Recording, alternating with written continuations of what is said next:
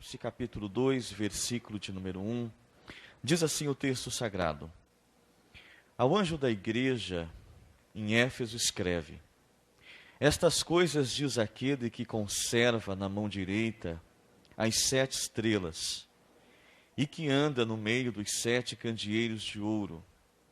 Conheço as tuas obras, tanto o teu labor como a tua perseverança, e que não podes suportar homens maus, e que pusestes à prova os que a si mesmos se declaram apóstolos e não são, e os achastes mentirosos, e tens perseverança, e suportastes provas por causa do meu nome, e não te deixastes esmorecer.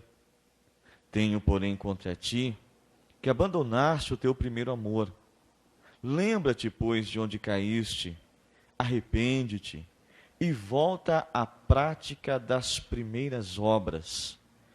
E se não venho a ti, e moverei do seu lugar o teu candeeiro, caso não te arrependas. Tens, contudo, a teu favor os que odeiam as obras dos nicolaítas, aos quais eu também odeio. Quem tem ouvidos, ouça o que o Espírito diz às igrejas. Ao vencedor, dar-lhe-ei que se alimente da árvore da vida e que se encontra no paraíso de Deus. Amém? Tome assento, por favor.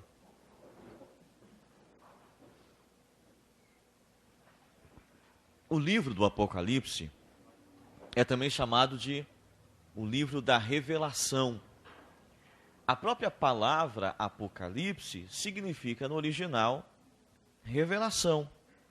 Revelação, por sua vez, de uma forma muito simples e até muito prática de se explicar, é como se nós tivéssemos alguma coisa encoberto por algum tipo de tecido ou por um lençol, e você não sabia o que estava por baixo disso, e você puxar isso. É como se você estivesse revelando aquilo que está oculto. É um exemplo muito simples. Então, o livro do Apocalipse, ele recebeu esse nome Apocalipse, porque ele, na verdade, ele trata de uma revelação. É como se Deus puxasse o lençol dos tempos e começasse a revelar o futuro da igreja, o futuro da humanidade, o futuro de Israel e o futuro que está reservado para todos. Então, o livro do Apocalipse é chamado, então, de o livro da revelação.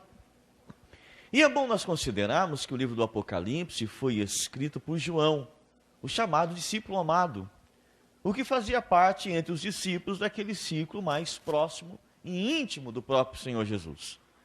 A Bíblia diz que, a história também diz isso, que João estava preso na ilha chamada Ilha de Patmos, com idade já avançada. Provavelmente João era um remanescente de todos aqueles que foram testemunhas da vida e do ministério do Senhor Jesus. E a Bíblia diz então que João foi preso no regimento do governo romano e foi levado e exilado nessa ilha, uma ilha pedrosa, de muitas pedras, rochosa, uma ilha chamada de Patmos, que é chamada a Ilha da Morte, e Pedro agora estaria, ou melhor, João está ali.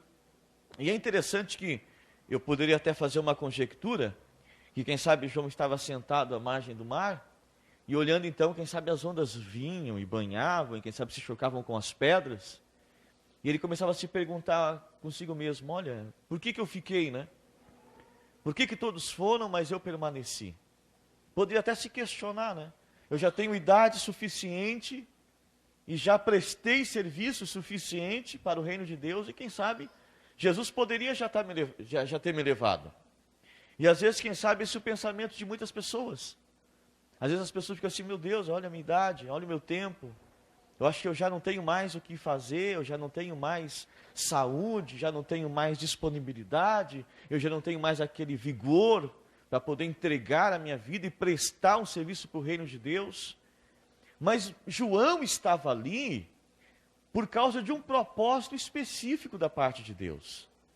João não estava na ilha de Patmos porque não tinha o que ser feito. Pelo contrário, ele estava na ilha de Patmos porque Deus ainda tinha um propósito na vida de João. E muitas vezes é assim. A gente pensa que o que Deus tem conosco terminou, que aquilo que Deus tem para nós se findou, que aqueles projetos que Deus havia uma vez dito em determinado tempo de nossa vida cristã, da nossa carreira, caiu no esquecimento. Não. Deus às vezes nos leva por caminhos justamente para que Deus descortine o que Deus ainda tem para realizar na nossa vida. Né? Os projetos de Deus na nossa vida estão de pé. Por mais que problemas tenham surgido, e muitas vezes os possíveis problemas estão servindo justamente para aprimorar esse projeto que Deus tem na sua vida. Fazem parte de toda uma preparação de Deus para a sua vida. E João estava ali então. Até que então, ali no capítulo 1 de Apocalipse, ele começa a relatar, né? Eu, João, irmão vosso, companheiro na tribulação, no reino, na perseverança, em Jesus achei-me na ilha de Patmos, no dia do Senhor. E quando ele estava ali, então ele começa a ter uma revelação, e o próprio Senhor Jesus aparece para ele. E quando Jesus aparece para ele, Jesus aparece glorificado. Não é o Jesus da cruz, não é o Jesus crucificado, não é o Jesus que nós poderíamos dizer assim, vencido, entre aspas, vamos dizer assim, humanamente falando, mas o Jesus vencedor, o Jesus ressuscitado, agora com o corpo glorificado. E João passa a ter aquela visão, e ele diz que quando ele olha, ele vê o Filho do Homem andando entre os 7 candeeiros de ouro, e ele passeava no meio dos candeeiros de ouro. E aí ele começa a fazer um relato do que ele estava vendo. Os seus olhos eram como chama de fogo, o seu cabelo muito branco como a pura lã, vestido com vestes talares, uma vestimenta semelhante à dos sumos sacerdotes, cingido à altura do peito com cinto de ouro. Da sua boca saía uma afiada espada de 2 gumes, os seus pés eram como um latão reluzente, na sua mão tinha 7 estrelas, na outra tinha, dizia que eram os anjos, que representavam as igrejas. E aí ele tem aquela visão maravilhosa, e o Senhor toca nele, e quando o Senhor toca nele, ele cai como morto. E o Senhor diz, eu sou aquele que estava morto, mas reviveu pelos séculos dos séculos. Amém. E aí o Senhor Jesus começa a falar com João, e começa então a dar o início a tudo que Deus revelaria a João através de Jesus. E entre tudo que estava para ser revelado, vem as 7 cartas, né? Que as cartas que João passa a escrever. As cartas que estão destinadas às 7 igrejas da Ásia, profeticamente, elas representam os 7 períodos da igreja. Cada uma dessas igrejas que recebeu uma carta, elas tiveram uma aplicação para o seu devido momento, mas profeticamente representavam um determinado período da história da igreja em sua totalidade. Quando a gente fala até dos últimos dias, nós falamos que os últimos dias são os últimos dias que representam a igreja de Laodiceia, ou a igreja de Laodiceia representa a igreja dos últimos dias. Então, cada uma das igrejas representa um determinado período da história da igreja. E aí o Senhor Jesus começa a descrever o seu recado para a igreja da época e profeticamente dizendo para a igreja do futuro. E aí quando nós chegamos na carta que é direcionada à igreja de Éfeso, que é a carta que está registrada a partir do capítulo 2, é tão interessante porque o que está sendo escrito aqui serviu para o seu devido momento, mas profeticamente estava se referindo à igreja e o seu devido lugar na história. E daqui nós tiramos algumas lições importantes. O Senhor Jesus, para todas as igrejas, ele faz a sua própria apresentação, para cada uma delas, você pode observar. Para cada uma das 7 ele faz a sua devida apresentação. E na igreja de Éfeso ele faz a sua. E é interessante também, que cada uma dessas apresentações que Jesus faz para cada uma das igrejas, a apresentação atende à necessidade da própria igreja. E a igreja de Éfeso recebe a seguinte apresentação. O Senhor diz, estas coisas diz aquele que conserva na mão direita as 7 estrelas e que anda no meio dos 7 candeeiros. Esta é a apresentação dele. Ele está dizendo o seguinte, aqui quem está escrevendo para vocês é o seguinte, quem está escrevendo para vocês é aquele que tem na sua mão direita as 7 estrelas. As 7 estrelas representam as 7 igrejas.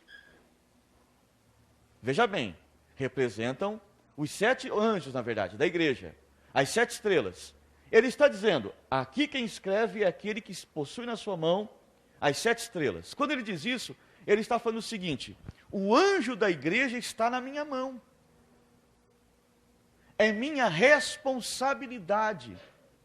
E aí, quando eu observo isso, às vezes eu digo, em muitos lugares que eu passo, o seguinte, eu vejo amigos meus que são pastores que dizem, não falam por maldade, mas eu vejo muitos dizer assim, está aqui, meus irmãos, essa aqui é a igreja que Jesus me deu. Eles falam assim, não é por maldade, mas falam, né? Essa aqui é a igreja que Jesus me deu.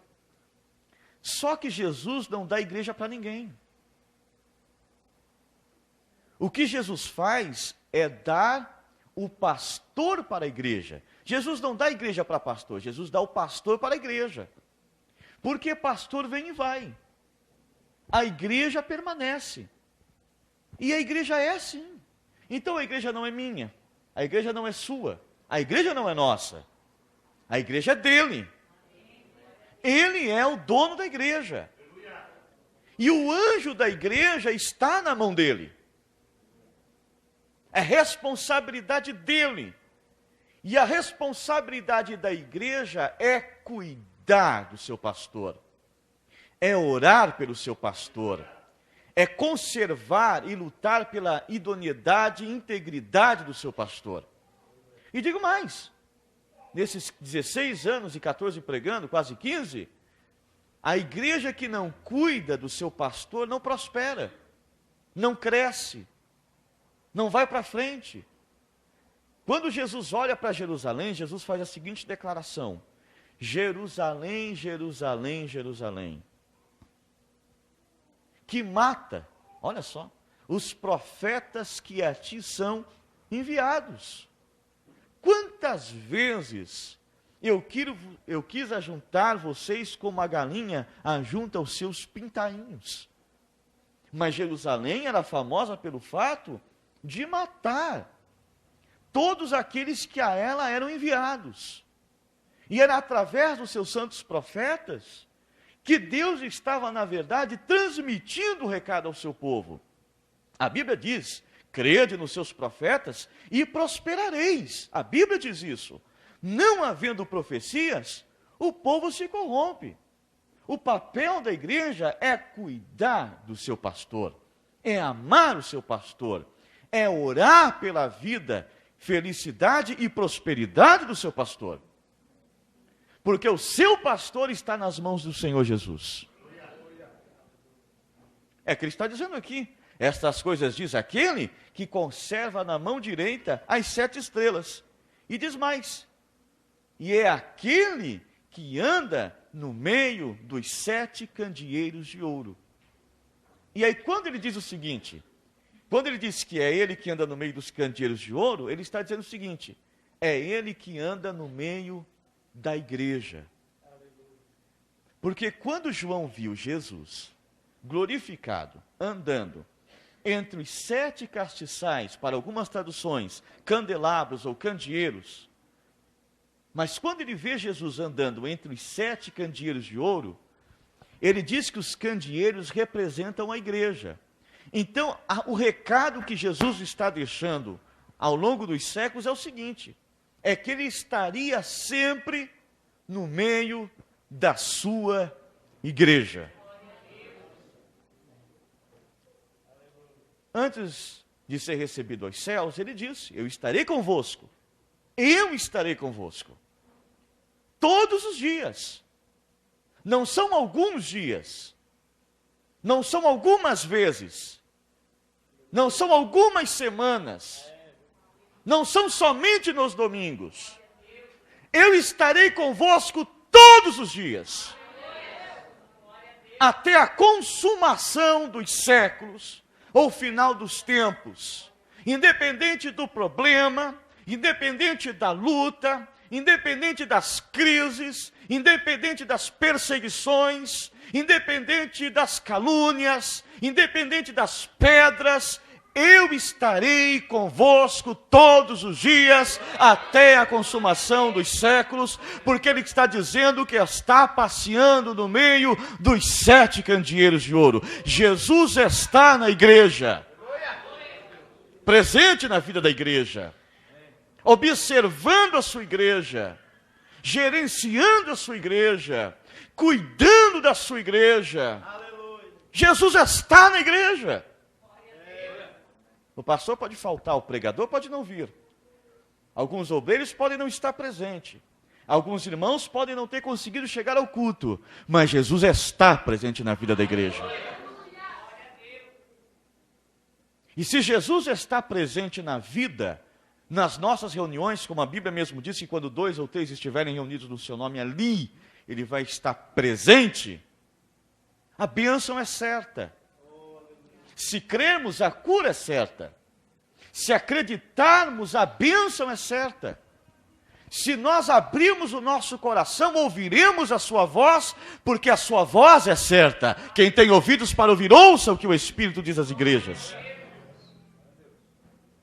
Se nós pensássemos sempre assim, de que Ele está conosco, está na igreja, até a nossa preparação para o culto seria diferente.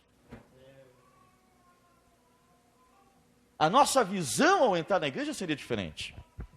A nossa preparação ao longo do dia, no domingo, que é o dia do Senhor, até estar aqui na hora do culto, seria diferente.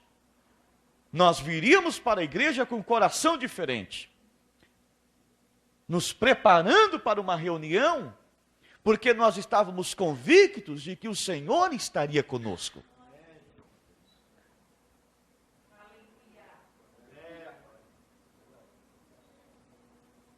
Porque ele está dizendo aqui, ele passeia no meio dos 7 candeeiros de ouro.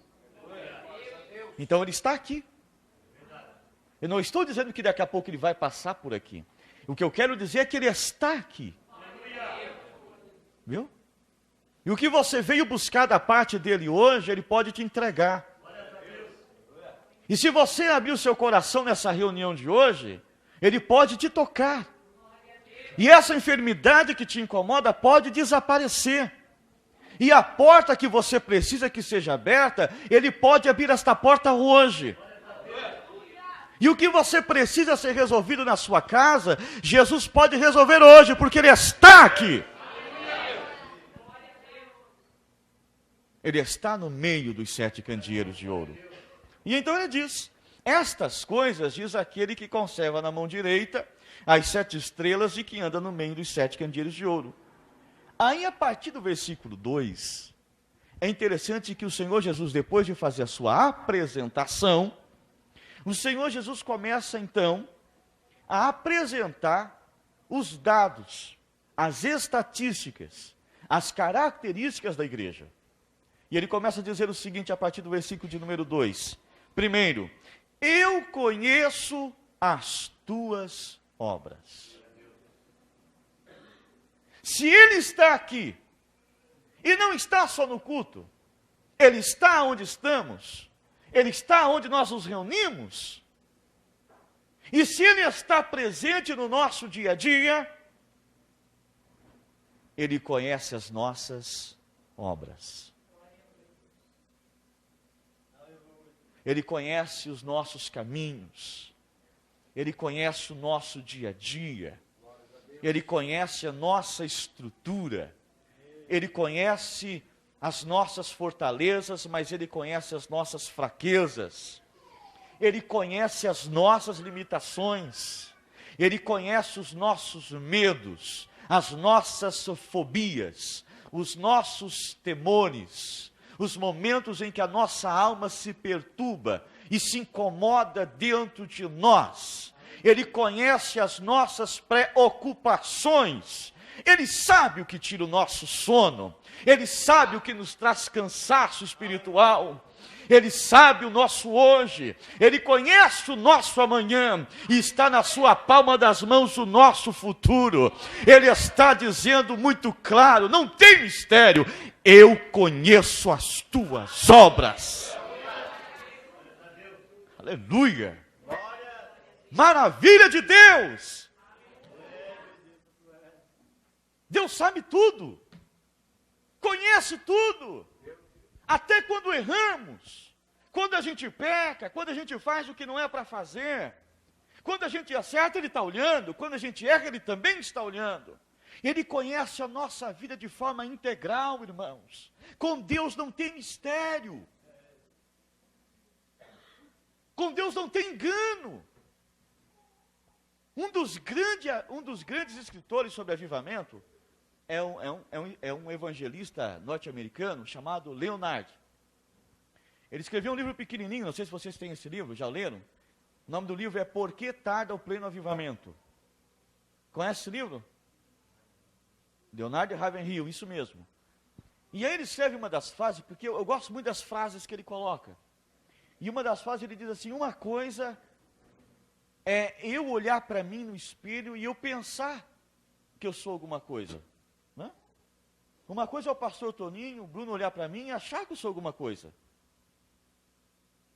Agora, uma outra coisa muito diferente é quando Deus olha para mim.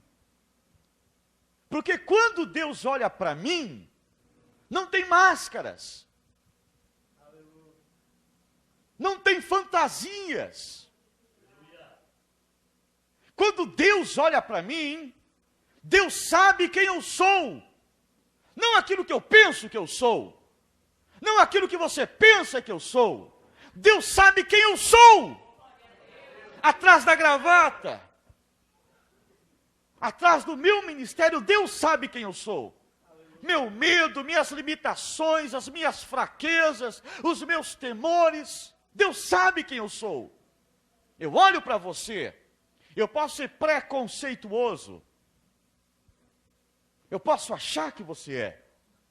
Mas lá no recôndito da alma, quando olhamos para o coração e o nosso coração parece que às vezes o nosso coração é cheio, é como se o nosso coração fosse um corredor, cheio de quartos. Eu não sei se eu já disse isso aqui um dia. Mas tem um quartinho lá, fechadinho, que é o oculto, que você não abre para ninguém. Deus sabe. Ele conhece. Ele te entende.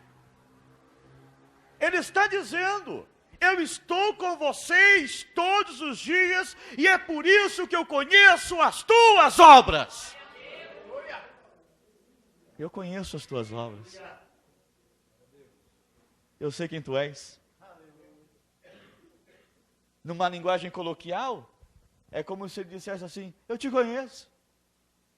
O teu dia a dia. Quando tu acorda, quando tu vai te deitar, quando tu dobra o teu joelho, quando tu chora, as aflições da tua alma, as coisas que tu queria dizer, mas tu não diz, não precisa dizer, eu sei o que te incomoda. Aleluia.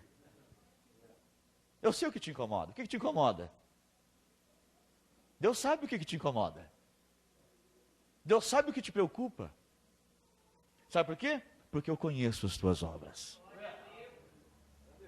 Eu conheço o teu trabalho, o teu empenho, tua dedicação, teu dia a dia, teu esmero. Eu conheço. Mas ninguém toca a trombeta, ninguém divulga o teu serviço, ninguém fica te elogiando pelo que tu faz. Não tem problema. Ele conhece as tuas obras. Se Ele sabe, descansa. Porque no tempo certo Ele recompensará o teu trabalho. Mas não terminou aí. Então vamos lá. Ele é aquele que tem as 7 estrelas, que anda no meio dos castiçais, que conhece as tuas obras. E diz o seguinte, tanto o teu labor como a tua perseverança. Quando ele fala que conhece o labor e perseverança, nós temos aqui características positivas da igreja. Ele está dizendo o seguinte, olha, igreja de Éfeso, eu conheço o teu trabalho. Olha só, eu conheço o teu labor. E tu não és uma igreja que somente trabalha. Tu trabalhas, mas tu também tens perseverança. A igreja de Éfeso era uma igreja que tinha essa característica. Era uma igreja que trabalhava. Se esforçava. Que não media esforços. Nós subentendemos pelo texto, porque a declaração é do próprio Jesus. Jesus está dizendo, eu conheço. E aqui ele representa a coletividade da igreja. Eu conheço. A igreja de Éfeso trabalha. Evangeliza, vamos dizer assim. Ora. Jejua. Faz encontro. Faz trabalho. Promove congressos. Eu tenho visto o teu labor, o teu esforço. A tua perseverança. Olha só, irmãos, que coisa linda. Quantas pessoas, às vezes, como eu estava dizendo de antemão, trabalham, se esforçam, às vezes se sentem, às vezes, quem sabe, não reconhecidas. Uns até, quem sabe, se desmotivam a trabalhar por falta de reconhecimento, porque ser humano, isso é da natureza humana. Mas Jesus está declarando, eu conheço o esforço de vocês. O trabalho de vocês, toda a dedicação de vocês, eu conheço. E tem mais, além de vocês trabalharem muito, eu quero elogiar vocês pela perseverança de vocês.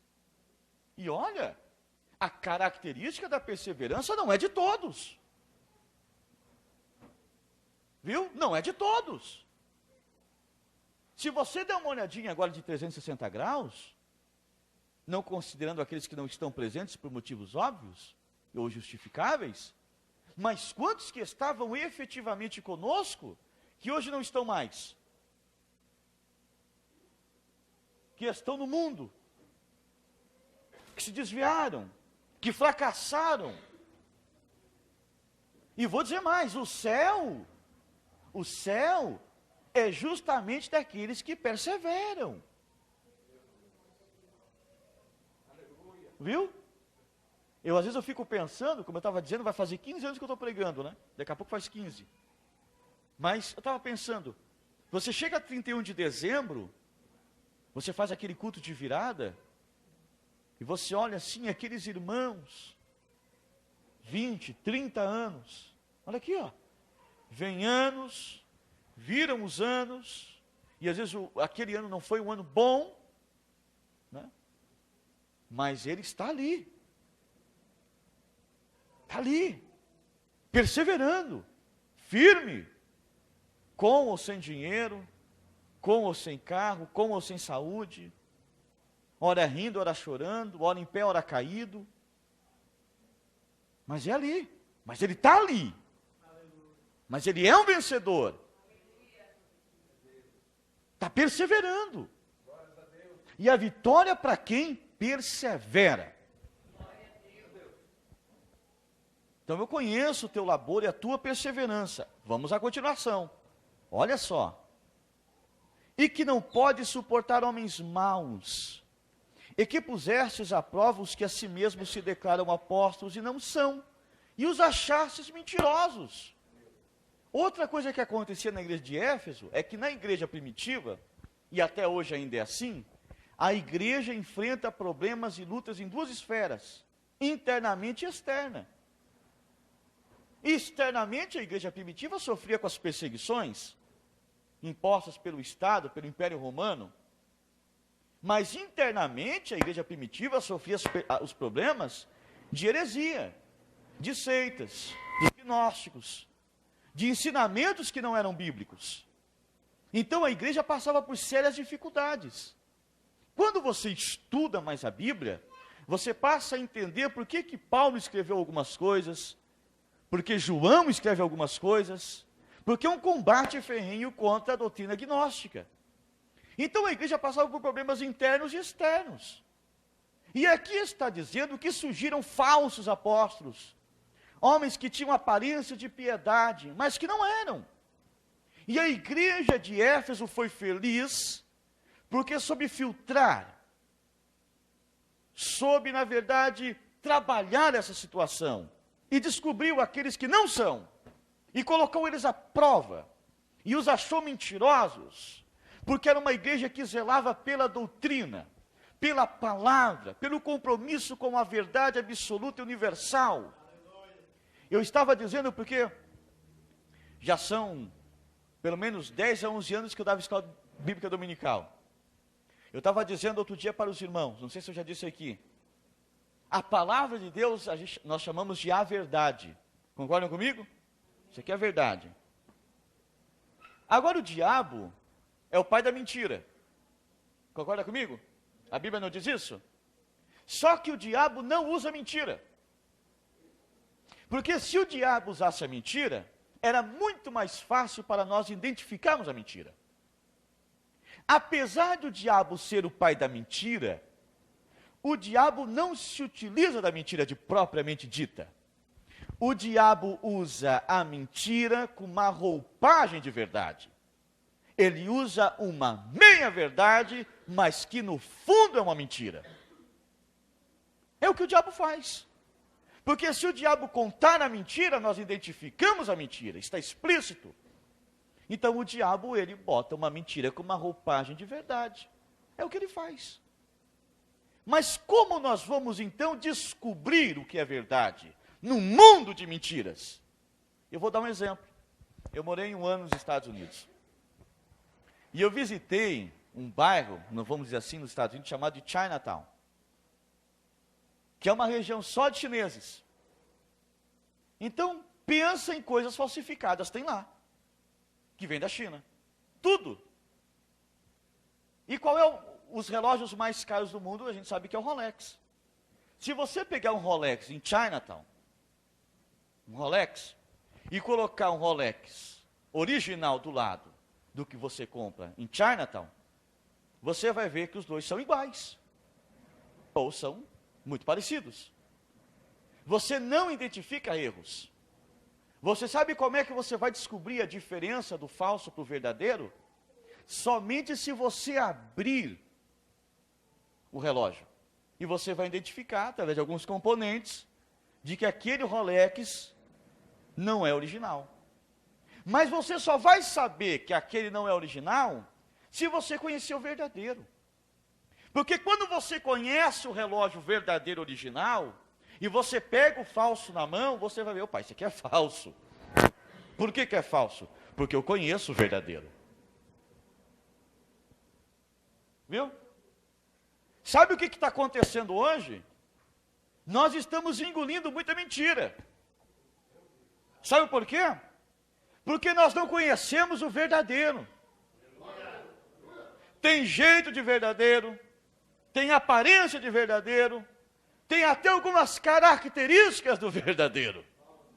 Mas no final é falso, é mentiroso, é engano do diabo.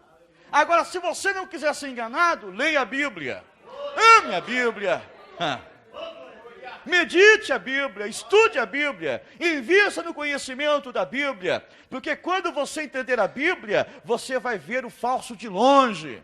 O diabo não vai te enganar. A igreja de Éfeso era a igreja da Bereia. Quando Paulo chega na Bereia para pregar o evangelho, a Bíblia diz que os irmãos de Bereia eram irmãos nobres, porque à medida que Paulo discursava e falava do evangelho, os irmãos de Bereia abriam as escrituras e minuciosamente eles começavam a fazer comparações para ver se aquilo que Paulo falava estava realmente registrado pela lei e pelos profetas, e foram considerados homens nobres, porque queriam aprender a verdade e não ser ludibriados pelas mentiras. Mas e aí? Nós lemos a Bíblia ou não? Sim ou não? Jesus está dizendo para Éfeso: vocês descobriram os mentirosos, aqueles que diziam que eram apóstolos e não são. Eu gosto muito quando Paulo escreve a Timóteo, Paulo diz assim: Timóteo, olha, existia no vosso meio Alexandre, né, e Himeneu, olha só, Alexandre e Himeneu. E Paulo diz assim, ó, a conversação deles é como câncer que corrói, porque eles estavam dizendo para os irmãos que já não tinha mais ressurreição. Aí Paulo diz, essa conversação aí corrói como gangrena, como câncer. Aí Paulo diz assim, mas o firme, olha bem, Paulo diz assim, ó, mas o firme fundamento da igreja tem um selo. Olha só, o firme fundamento da igreja tem um selo. Quando você olha um prédio, você acha bonito, certo? Mas você olha a parte de fora. Toda a beleza do edifício, eu já disse uma vez aqui, quando eu preguei sobre a fé, vai depender da qualidade de um bom fundamento, certo? Porque não adianta querer levantar algo majestoso, porque vai cair, certo? Ninguém vai lá e diz assim, é bonito. Eu posso ver o fundamento? Ninguém vai ver o fundamento. É verdade ou não é? Ninguém vai ver o fundamento. A igreja é um edifício. Paulo disse aos Coríntios, porque a igreja é edifício de Deus, lavoura de Deus. A igreja é um edifício. Eu já preguei aqui, estamos edificando sobre esse fundamento. Mas o firme fundamento de Deus tem um selo. Então, quando você chegar no fundamento da igreja, é uma conjectura. Você vai chegar assim, tem um selo aqui, no fundamento da igreja. O fundamento da igreja tem um selo. Sabe o que está escrito no selo? Paulo diz.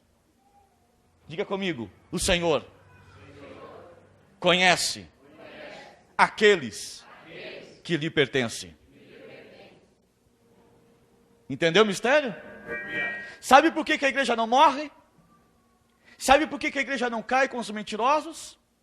Sabe por que muita gente que se filtra na igreja para acabar com a igreja não permanece?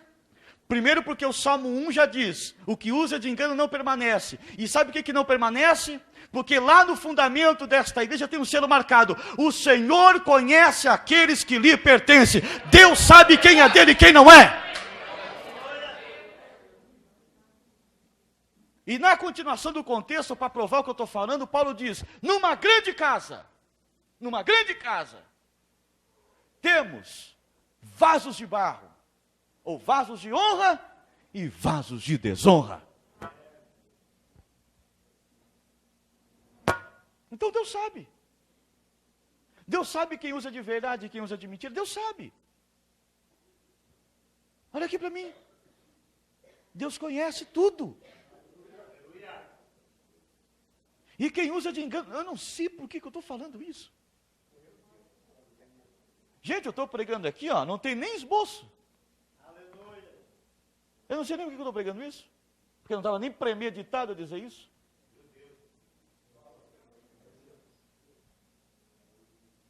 Eu estou seguindo o texto aqui, estou pregando, que Deus botou no meu coração. Eu pessoalmente gosto de fazer sermão, escrever, deixar tudo certinho, muito bem organizado. Estou pregando sem esboço.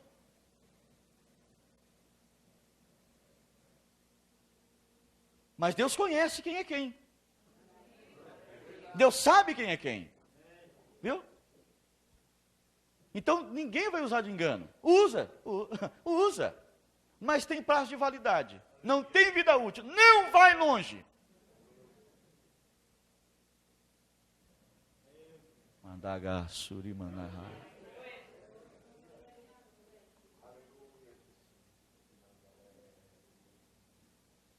Tem quantas pessoas não evangélicas aqui? Levanta a mão. Todo mundo aqui é evangélico? Todos são? Tem alguém não evangélico aqui? Levanta. Pode levantar, se tiver, tem. Tem uma pessoa, tem algumas pessoas ali. Lá atrás tem mais. Essa igreja está de pé porque Deus conhece todo mundo. Viu? O Senhor sabe quem é todo mundo. Tudo. Nada está oculto. Nada. Tudo está, aqui,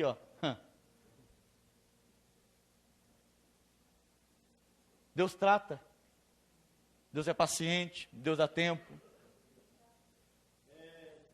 E vou dizer mais, aproveita para descer por livre e espontânea vontade.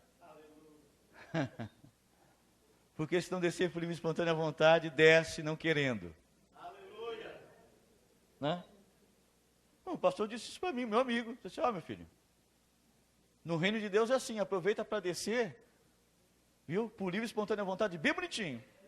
Porque se não descer assim bem bonitinho, vai descer de cabeça baixa, passando vergonha. Você pode dar um amém por isso? Ou ficou difícil? Voltamos ao texto. Então ele conhece o labor, conhece o trabalho. A igreja tinha essa característica, conseguiu colocar à prova, descobriu quem era quem.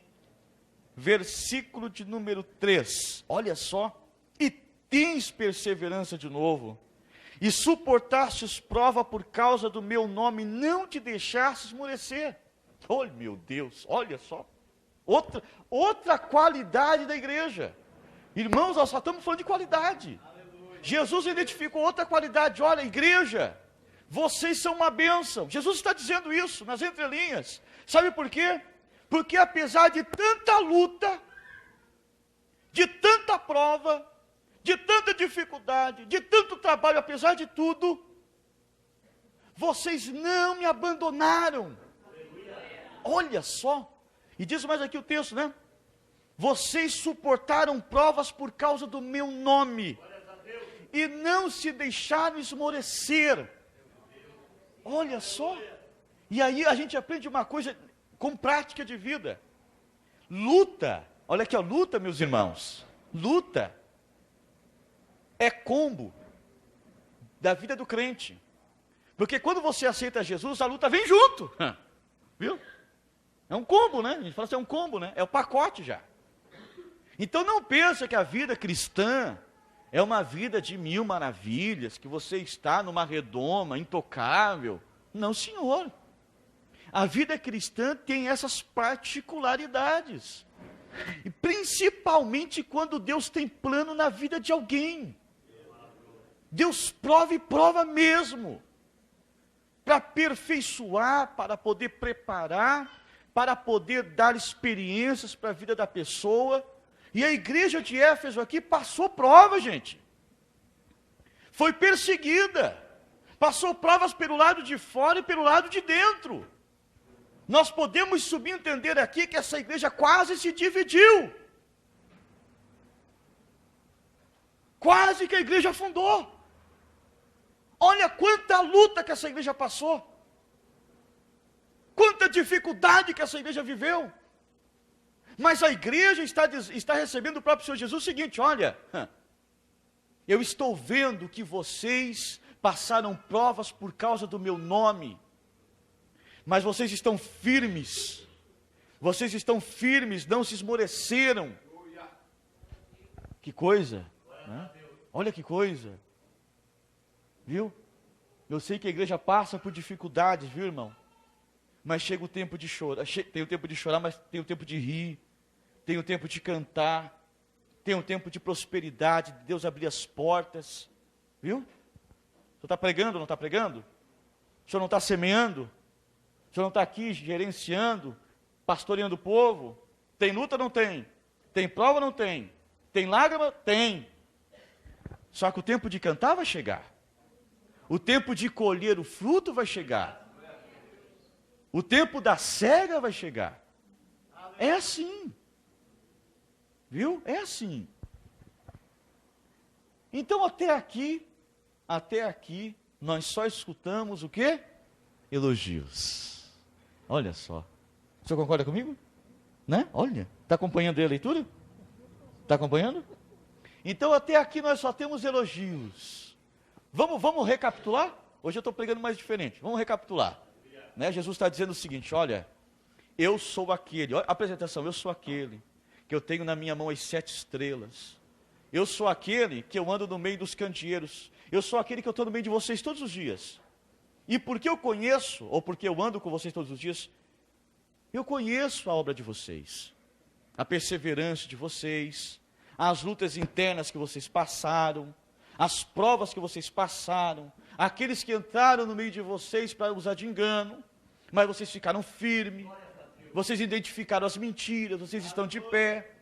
Eu conheço que vocês, reconheço que vocês passaram prova por causa do meu nome, por serem verdadeiros cristãos, não esmoreceram, mas, vamos à continuação do texto, até aqui foi elogio.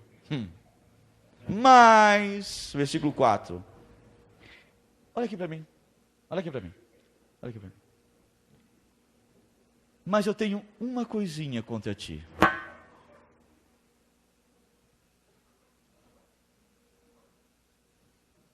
Tem uma coisinha que eu tenho que dizer para vocês. Eu sei que está tudo muito bom, vocês estão trabalhando, estão pregando a Bíblia, mas tem uma coisa que eu não posso deixar passar batido. Vou usar uma linguagem coloquial, né? Tem uma coisa que eu tenho contra vocês. Jesus está dizendo isso. Quem sabe se eles pudessem, mas Senhor, o Senhor tem alguma coisa contra nós, apesar de todo o nosso empenho, esforço, tanta luta fora e dentro da igreja? Tenho. Eu tenho uma coisa contra vocês. É que apesar de tudo, vocês abandonaram o primeiro amor.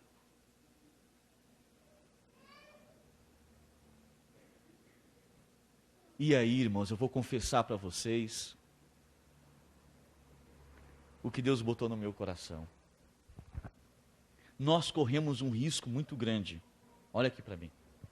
Nós corremos um risco muito grande de orar, de jejuar, de lutar, de trabalhar, de vir limpar a igreja, de reformar a igreja, de aumentar a igreja, de abrir igreja, de pregar, de entregar folheto, de visitar hospital, de fazer tudo o que for possível, enfrentar lutas aqui dentro, lutas lá fora, passar por prova, vir anos e virar anos, e chegar no final de tudo, Jesus olhar para nós e dizer assim, não está bom.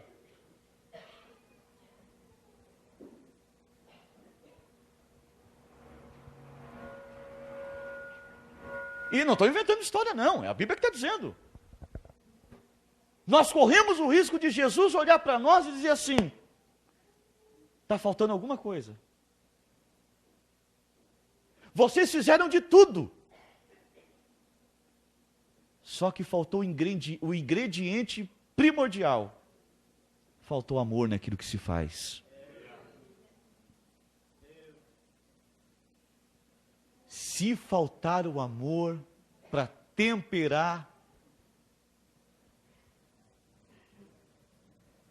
sabe por quê? Eu vou dizer por quê. Porque muitas vezes a gente trabalha, a gente se esforça, a gente faz, a gente cumpre a agenda, a gente está lá na data, está lá no dia, está lá no horário.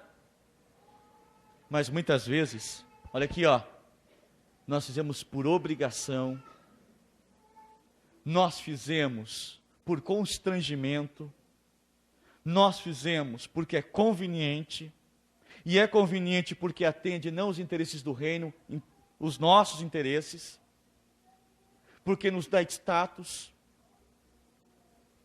porque são máscaras para nós, porque nos escondemos atrás dos nossos cargos. E aí está tudo bonito. A igreja está bonita, os carros estão no pátio da igreja, o povo está ganhando bem, o dinheiro está entrando, o povo está dizimando, a igreja está crescendo. Mas não existe sinceridade, não existe amor, não existe verdade. Aquele moço chegou para Jesus e disse, Senhor, deixa eu te seguir. Jesus com aquela visão introspectiva, que vai além daquilo que a aparência do homem pode representar. Jesus olha para ele e diz assim, moço, tu conheces os mandamentos? Oh Senhor, tenho observado desde a minha mocidade. Ah, é? Então tá. Você sabe que os mandamentos são 10. Olha aqui para mim, são 10. Do primeiro mandamento ao quarto, é tratado a relação entre Deus e o homem. Olha só, Deus e o homem. Do mandamento quinto até o 10º, que são 6, tratam somente da relação entre o homem e o seu próximo. Mas o resumo de tudo isso é amar a Deus sobre todas as coisas. E o teu próximo como a ti mesmo. E o moço diz, não, mas eu observo os mandamentos desde a minha mocidade. Jesus olha para ele assim, moço, diga comigo, ainda te falta uma coisa. Jesus olha para a igreja de Éfeso e diz assim, olha, vocês passaram luta, passaram prova, passaram por isso, passaram por aquilo, eu conheço o trabalho de vocês são esforçados, passaram luta por causa do meu nome, mas está faltando uma coisa. Está faltando uma coisa. Tenho, porém, contra ti que tu abandonaste o teu primeiro amor. Viu, irmãos? E amor, o amor, que é o que nós devemos ter para fazer as coisas para o reino de Deus, não busca os seus próprios interesses. O amor que deve reger e nortear nossas decisões e escolhas como cristãos e do trabalho que fizemos pelo reino de Deus, não deve ser conveniente para nós. Deve atender ao propósito pleno e exclusivo de Deus. De Deus. É o de Deus. Viu, irmãos? E tudo que a gente faz, se você botar 10 reais na salva, ou botar R$1, uma moeda, não é o valor, mas é o sentimento do que você coloca. É o que representa para você. É a verdade nos seus atos, na sua vida de relação com Deus e a igreja que você serve a Ele. Infelizmente, amor não compra pronto. Você não vai lá no mercado e você tem aí uma garrafinha de amor? Tem? Né? Você tem um pacote de amor aí? Para mim temperar o feijão lá em casa? Porque está faltando amor lá. Amor não é dom. Viu? Porque o dom, ele é dado. Viu? Então amor não é dom. Ah, Senhor, me dá um pacote de amor aí. Ele te capacita a amar. Mas o amor é fruto do Espírito. E fruto não compra pronto. Esse fruto tem que se produzir. Então é difícil amar. Né? Amar.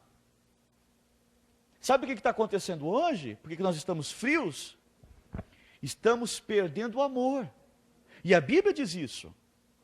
Que nos últimos tempos o amor de muitos ia se esfriar. Olha aqui.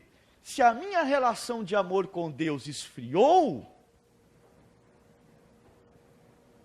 é meio que como uma reação. Automaticamente o meu amor em relação ao meu próximo também vai esfriar. E é por isso que hoje são tantos desafetos, tantas tristezas, tantas amarguras, tantos ressentimentos, tanta falta de entendimento, de acerto, de estarmos ligados, porque o amor é o vínculo da perfeição. Quer ser perfeito? Então ame. Mesmo que o estado pleno de perfeição jamais alcançaremos, porque é um alvo a ser alcançado continuamente, tem o seu aspecto contínuo, mas o vínculo da perfeição é o amor.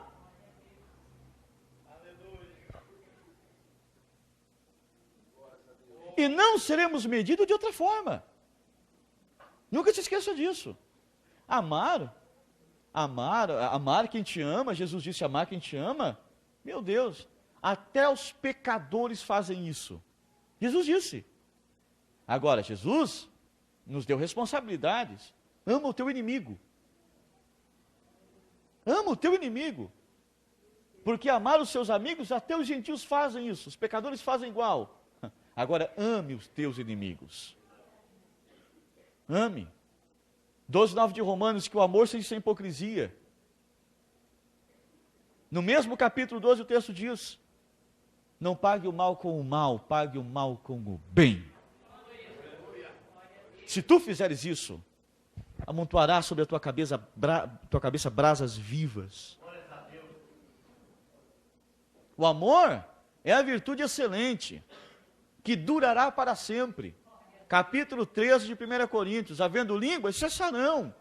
Havendo profecias, vão terminar. Mas a fé, o amor e a esperança permanecem para sempre. E dos três, o amor é o maior.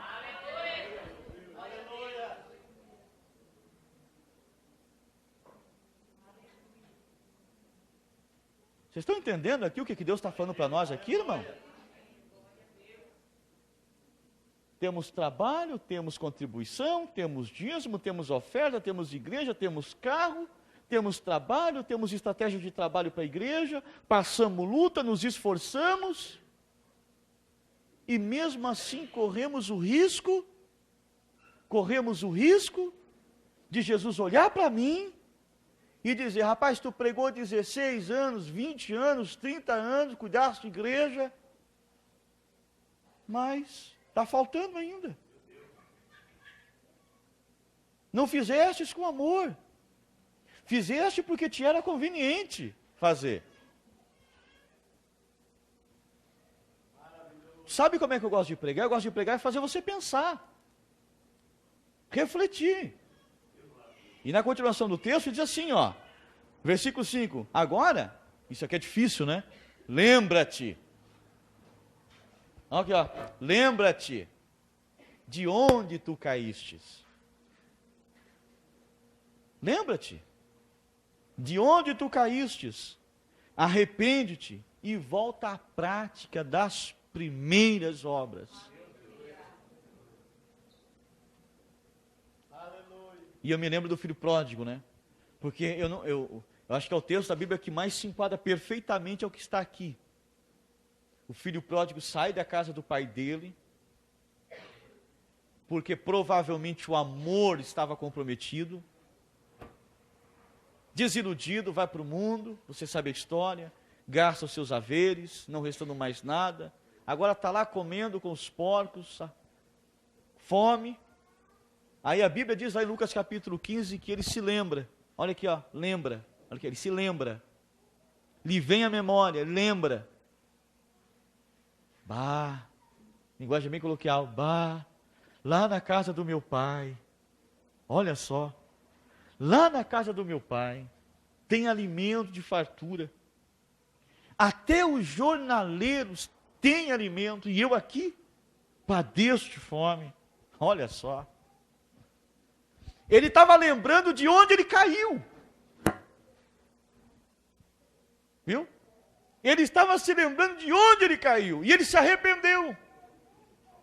E ele disse consigo mesmo: sabe o que eu vou fazer? Levantar-me-ei. E isso é difícil. Olha aqui, ó. Isso aqui é difícil. Isso é muito difícil. Sabe por quê? Porque eu já preguei para vocês aqui sobre os 5 pilares do arrependimento um dia. E arrepender-se não é tarefa fácil. Porque se arrepender é voltar atrás. O sucesso da igreja de Éfeso estava não somente lembrar de onde caiu, mas se arrepender. E voltar à prática das primeiras obras com amor. O problema não é lembrar. O desafio é se levantar e se arrepender. Ou se arrepender e levantar. E voltar. Porque arrependimento é voltar atrás. Mas a Bíblia diz: aquele que encobre seus pecados, esse já era. Mas aquele que confessa e deixa, se arrepende, confessa e deixa, alcança misericórdia. Misericórdia. Então ele disse: olha, levantar-me-ei, e irei ter com meu pai. E eu vou olhar para o meu pai e vou dizer assim: pai, pequei contra os céus, pequei contra ti. Eu não sou digno de ser chamado teu filho, mas me recebe como um dos teus jornaleiros.